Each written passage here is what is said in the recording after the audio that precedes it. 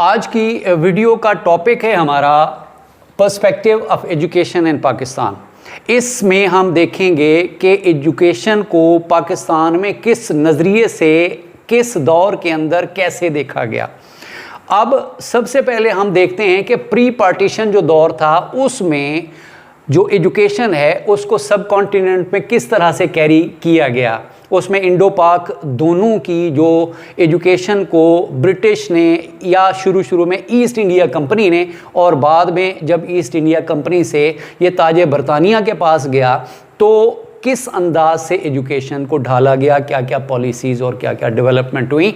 तो सबसे पहले हम देखते हैं कि चार्टर एक्ट आता है 1813 में, और जो अंग्रेज़ थे वो डोमिनेट कर रहे थे उस time, east India company establish हो चुकी थी।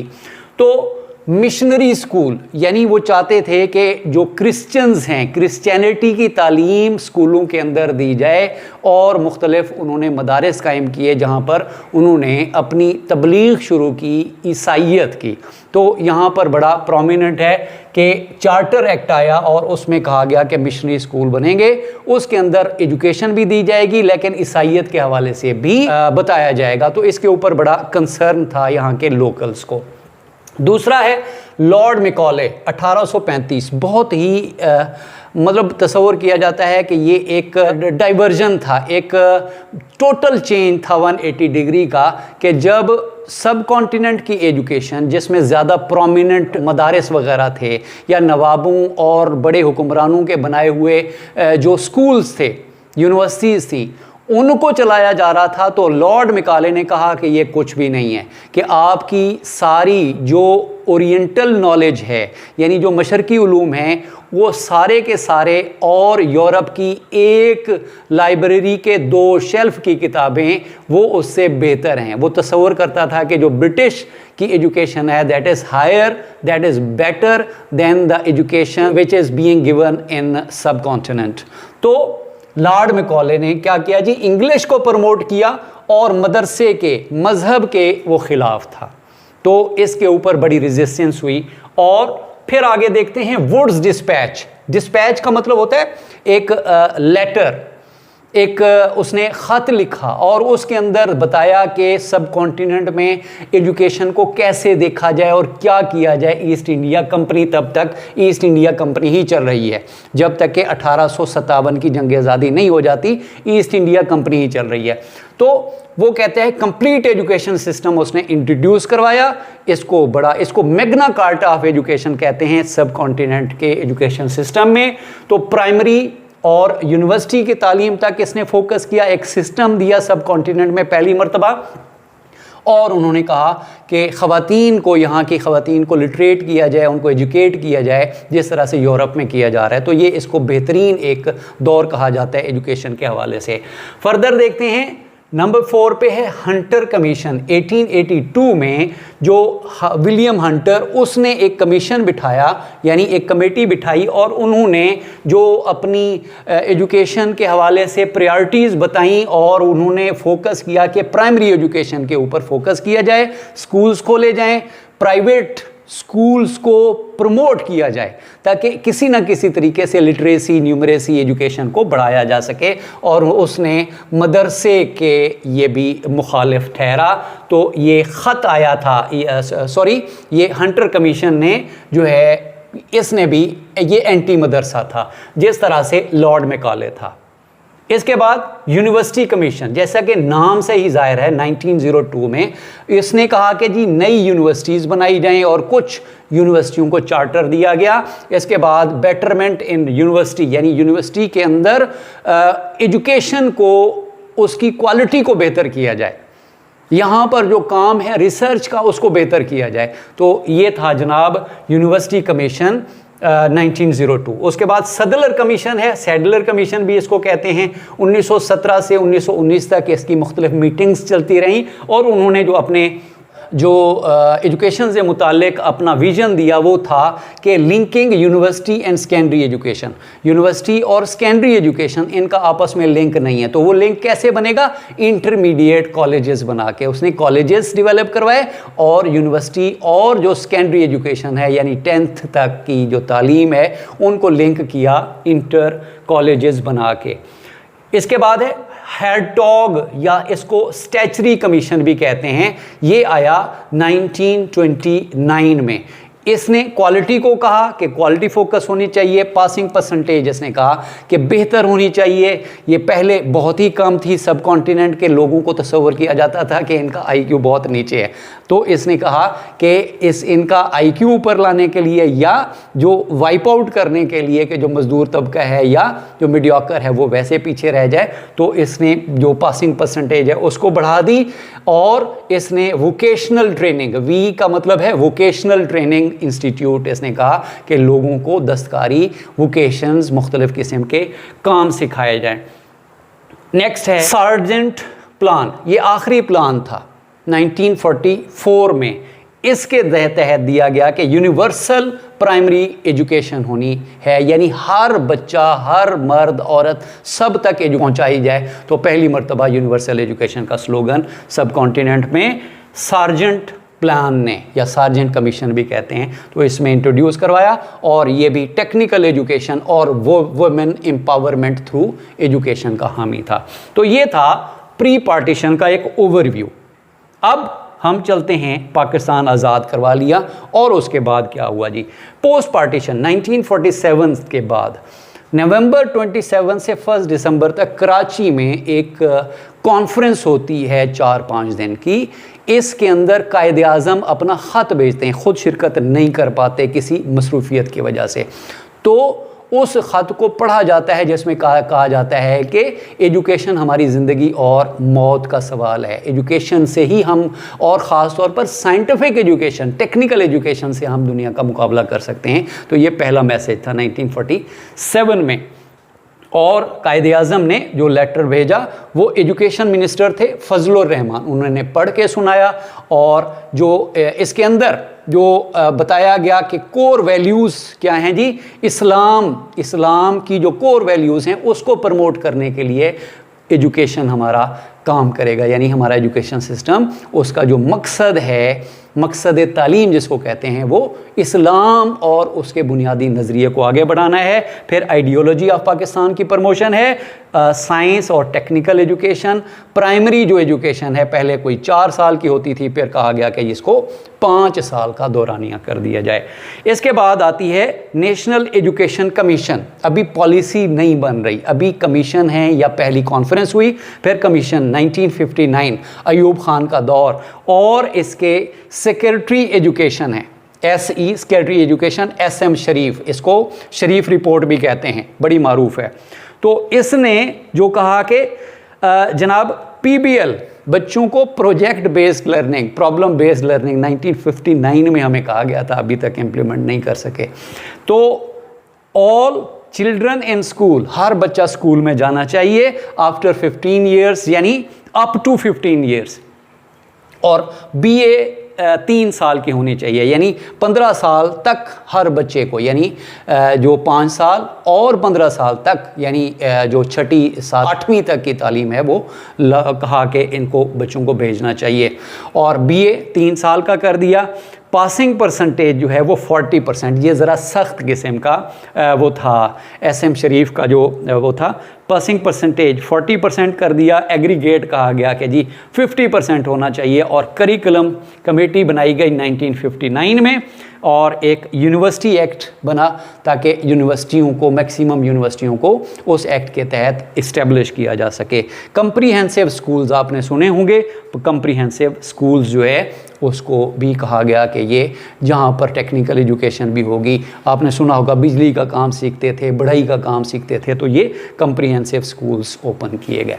अब हम देखते हैं पहली नेशनल एजुकेशन पॉलिसी 1970 में। ये है जनाब एजुकेशन मिनिस्टर नूर खान। कौन है? नूर खान। उन्होंने कमीशन एक बनाया, उस कमीशन को वो चेयर कर रहे थे, हेड कर रहे थे, और वो 1969 में। और उसके नतीजे में उस कमीशन, नूर खान कमीशन 1969 के नतीजे में 1970 की पॉलिसी बनी। तो ये दो मुख्तलिफ चीज़ें नहीं हैं। कमीशन बना, उसकी रिपोर्ट या उसकी जो पॉलिसी बनी वो 70 में इंट्रोड्यूस हुई और इम्प्लीमेंट हुई। तो उसने क्या कहा जी नूर खान ने, वो कहता है एलिमेंट्री जो एजुकेशन है वो 8वीं तक होनी चाहिए, 5वीं तक नहीं होनी चाहिए। ये उसके प्रपोजल थे, इम्प्लीमेंटेशन बाद में हुई।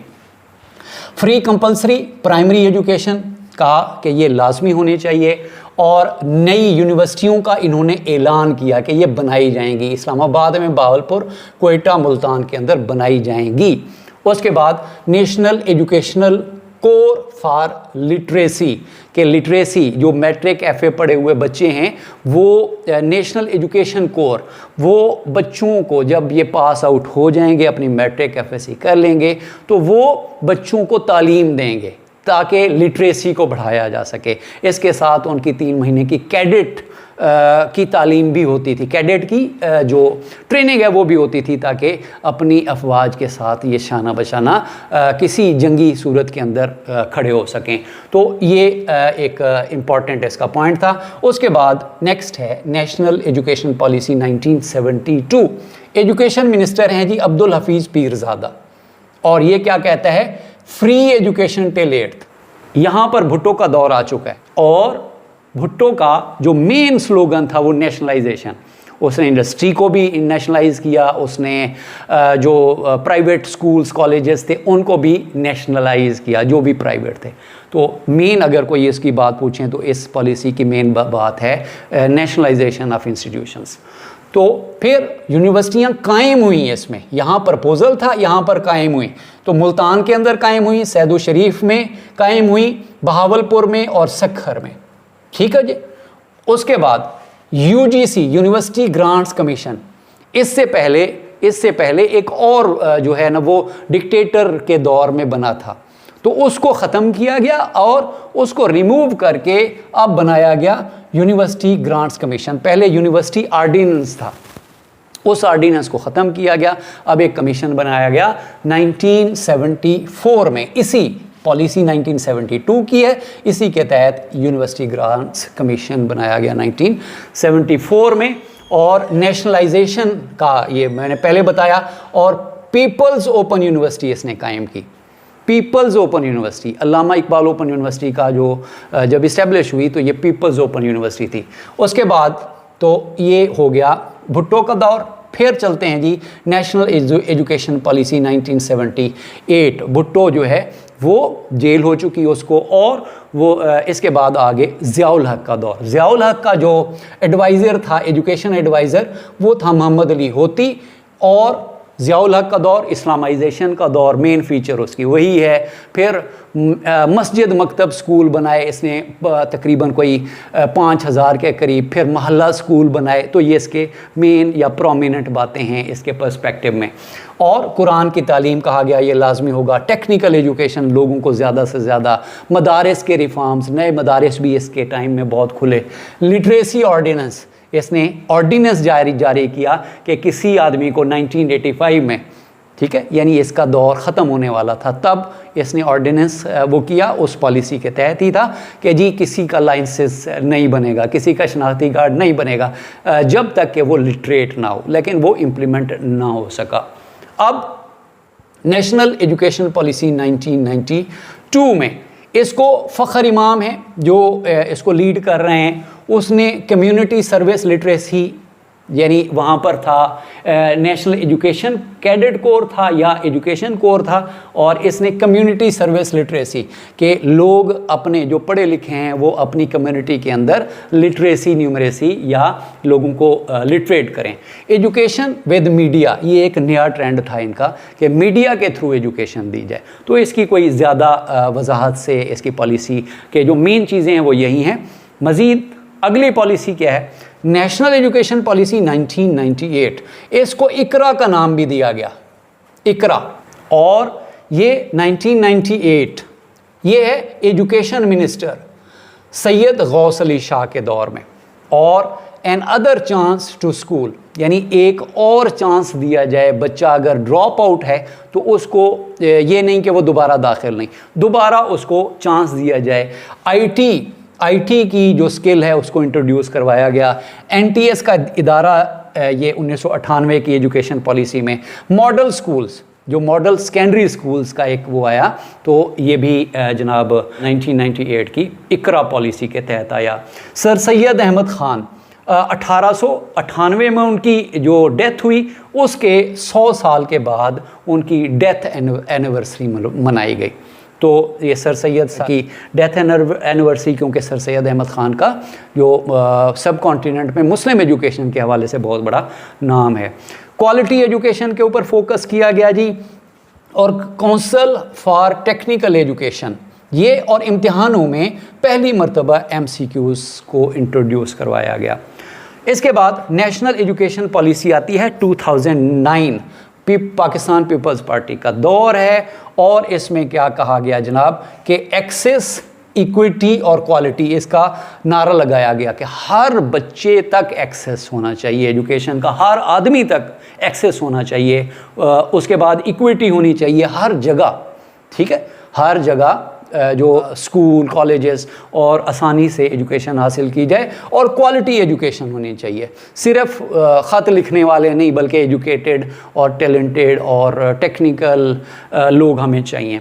इंक्रीज़ इन GDP, कहा कि 7% GDP हम लगा देंगे, तो मेरी हंसी से आप समझ गए होंगे। कंपल्सरी एजुकेशन के एजुकेशन को कंपल्सरी कर दिया गया कि हर बच्चा, हर आदमी, हर जो पाकिस्तानी है उसके ऊपर लाजमी होगा कि वो किया जाएगा। आर्टिकल 25A के तहत कंपल्सरी एजुकेशन कहा गया कि ये स्टेट की ज़िम्मेदारी है कि हर आदमी को क्या किया जाए, उसको एजुकेट किया जाए, उसको लिटरेट किया जाए। जिसकी उम्र 5 से 16 साल है उन सब बच्चों को कहा कि इनको स्कूल में भेजा जाए, और हर आदमी को किसी ना किसी तरीके से लिटरेसी की अपॉर्चुनिटी मिलनी चाहिए। फिर डेवोल्यूशन ऑफ एजुकेशन, अब क्या हुआ, 18th अमेंडमेंट, सारी जो एजुकेशन, इसके अलावा और बहुत सारी चीज़ें हैं, वो सूबों को दे दी गई। तो डेवोल्यूशन प्लान के तहत जो एजुकेशन है अब प्योरली सूबों का एक सिलसिला हो गया। अब सूबे देखते हैं, इससे पहले विफाक का होता था कि वो पॉलिसीज़ वगैरह बनाते थे, सारा कुछ करते थे, लेकिन अब ज़्यादातर चीज़ें जो है वो सूबों को दे दी गई। अब ये सूबों का डोमेन है एजुकेशन। तो ये थी आज की हमारी वीडियो पर्सपेक्टिव ऑफ एजुकेशन के हवाले से, जिसके अंदर हमने हिस्ट्री और जो मौजूदा पॉलिसीज़ हैं, यानी प्री पार्टीशन और पोस्ट पार्टीशन, ये सारी हमने की। उम्मीद है आपको पसंद आई होगी। चैनल पे नए हैं तो इसको सब्सक्राइब कीजिएगा, वीडियो में कमेंट्स देना ना भूलिएगा। बहुत शुक्रिया।